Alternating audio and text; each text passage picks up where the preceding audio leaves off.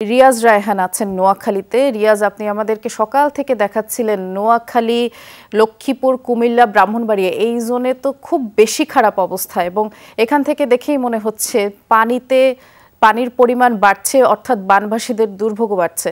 আসলে তাদের উদ্ধারের যে প্রক্রিয়া সেটি কেমন দেখছেন একটু জানাবেন।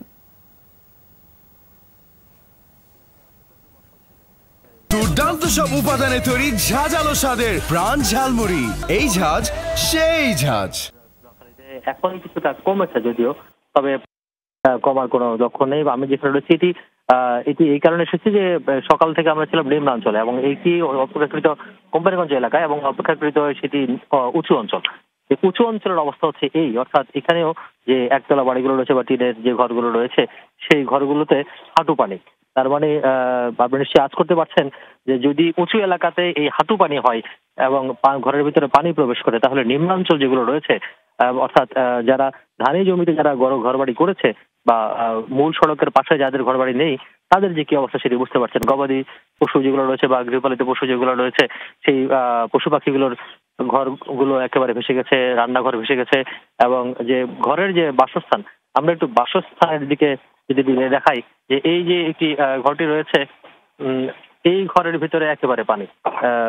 নাহিদ, আমরা একটু এই ঘরটা একটু দেখাই, এইখানে রয়েছে। এবং আমরা সকাল থেকে যতগুলো এলাকা ঘুরেছি, বিশেষ করে সদরের বেশ কিছু এলাকা ঘুরেছি, আমরা ঘুরতে ঘুরতে একেবারে সেনবাগ, বেগমগঞ্জ হয়ে কোম্পানিগঞ্জ এলাকায় এসেছি। এটি কিছুটা উঁচু এলাকা। তো এইখানে দেখেন এই যে ঘরের ভিতরে যে মানুষ রয়েছে, তারা কোন রকমে মাচার উপরে একটু উঁচু করে বা নিচে ইট দিয়ে যেসব জিনিসপত্র রয়েছে সেগুলোকে একটু উঁচু করে বাঁচানোর চেষ্টা করেছে। পাশাপাশি থাকার যে ঘর, যে চৌকিগুলো রয়েছে সেগুলো তো ভিতরে নিচে ইট দিয়ে কোন রকমে রাখার ব্যবস্থা করেছে। তো এই হচ্ছে অবস্থা। আর উদ্ধার তৎপরতা যদি বলি, একেবারেই নেই। কোন সংস্থা আমরা এখন পর্যন্ত দেখিনি, যদিও বেগমগঞ্জে রেড ক্রিসেন্টের একটি দলকে আমরা দেখেছি, কিছু কিছু মানুষকে, দুর্গত এলাকার মানুষকে উদ্ধার করে নিয়ে এসেছিল, কিন্তু অন্য কোনো এলাকায় আমরা দেখিনি।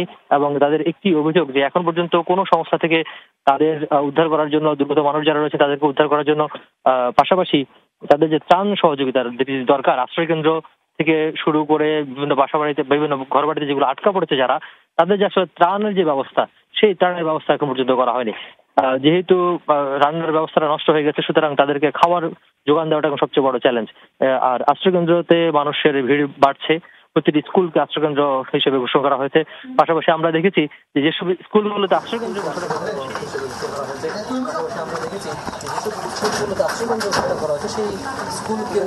শিশু যারা রয়েছে তাদেরকে যাতায়াত করতে সমস্যা হচ্ছে, বিশেষ করে পাশাপাশি বৃদ্ধ যারা রয়েছেন তাদেরকে আশ্রয়কেন্দ্রে যেতেও সমস্যা হচ্ছে। তো তাই মানুষ বলছেন যে বিভিন্ন এলাকার মতো যদি এখানে উদ্ধার তৎপরতা শুরু হয়, তাহলে হয়তো তাদের যে দুর্ভোগ কিছুটা লাঘব হবে। বৃষ্টি, আমরা দেখছিলাম আসলে সীমাহীন দুর্ভোগেই আছেন মানুষ। আপনি নিরাপদে থেকে খবর সংগ্রহ করবেন রিয়াজ, ধন্যবাদ জানাই।